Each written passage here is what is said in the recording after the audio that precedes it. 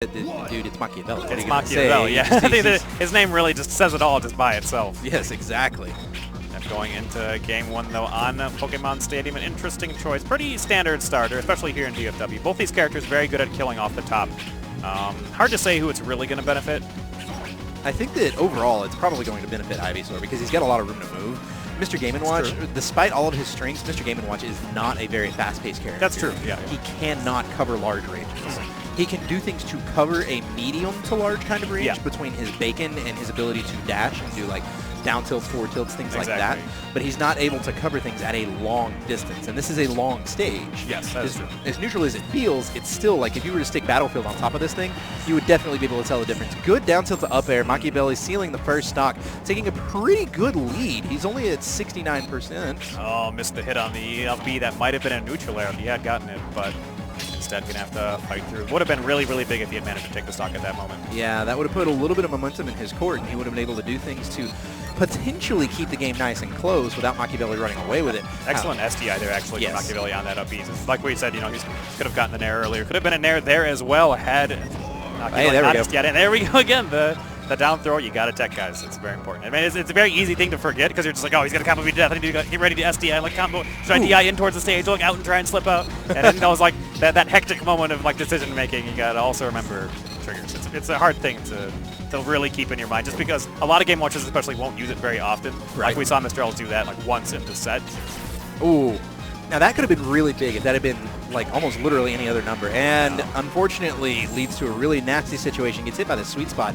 He had momentum going. Da really turned that around. He tied up the game for a minute there. Yeah. Took the lead very briefly whenever he got the 5. The percent lead was in his favor.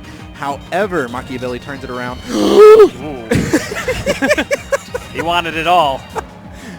He bet everything on that. Yeah. This man needs to go to Vegas. Well, maybe not, because that didn't win. This man doesn't need to go to Vegas. That's going to be that stock.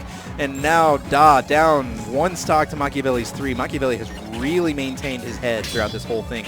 In spite of Da turning it around and having the ability to actually get the game from him at one point, now Machiavelli has just really held on to this stock incredibly well. I think one of the really big things to note is the consistency of Machiavelli's KO power. Very, very consistent. Like, you get to 110%, and then he basically ends you. Very nice choice there from Da, though, using that very meaty forward to just drop down. Like, even if Machiavelli had tried to reel in on the tether in the middle of that, he still would have gotten hit by the move. Yes, and I think it still would have knocked him out from under it. Probably. If he maybe like a little bit sooner, if he would have drawn in, he could have teched it on the wall. Possibly, yeah, rather than like underneath the stage. Yeah, and I just think that if he goes under the stage, he's done, because I don't think Ivysaur can come back around from that one. Yeah, not really. If she has like, if her down air isn't stale, she might be able to use that to stall a little bit and like at least set up for another tether. But even then, you know, you're giving your opponent a lot of time. Sweet spot up air, taking it. No, you do not get the JV. Oh, almost. So close. He was healing off. He was trying real hard. That's a good question, though. Is it really a JV if you heal down to 0%? I have actually asked that question before. The general consensus and the answers that I've gotten has been no. But the only qualifier for the JV that I understand is it's 0%. It's not you don't get hit. It's you're at 0%. Exactly. So now we're off with game number 2. I like this counter pick. I think this is a good place to go. I don't think it's going to work out for him. Yep. The reason I say that is because Ivysaur has such good coverage. Oh no! His double jump. Probably thought he hit the platform there. But yeah, like that's a good example of what I imagine you're just about to go into. The good coverage of the platforms. The fact that he can just sit underneath and be like, well, I've got this big platform that's just all along the line of my sweet spot up B. I guess I just sit down here and safely whip you? Yeah, pretty much.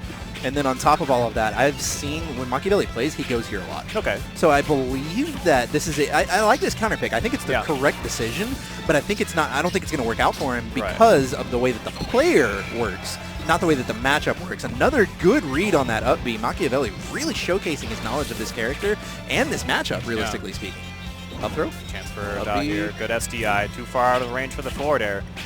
Very well done by Machiavelli. He's such a little lab monster, man. Yeah. So we saw Lunchables, of course, also do that sort of SDI. I mean, it's gonna need to be more stable even when we're seeing more game launches in the game because those combos are so brutal if you don't get SDI out of them. Yes. So what Mr. Ells did to get out of that is actually just up throw and then just full hop neutral air. Yep. Which doesn't work on all characters. May not actually work on Game & Watch because he's a little bit more floaty. Roy, of course, you know, very nice combo weight for many characters. Yeah. He gets eaten up by those up throws. I play Meta Knight. I understand combo weights. Yes, you do. that I don't know why you did that, Machiavelli. Kind of a questionable solo beam there, but he does have, you know, the room to play around and make errors. Yes, that's for sure. I think maybe he was... forward air. That just completely destroyed what I was going to say. I was going to say, oh, really? Man, again, covering the platform with that whip. One last time, let me try and say this. I was going to say maybe Machiavelli is just trying to showboat and heal up for the JV5. Oh, yeah. Not so much. But a lot of events have occurred between now and then, so right. my joke got kind of turned into a moot point. A mook point? Moot point, sorry, wrong game. Whoops. Oh, goes for a charge forward smash.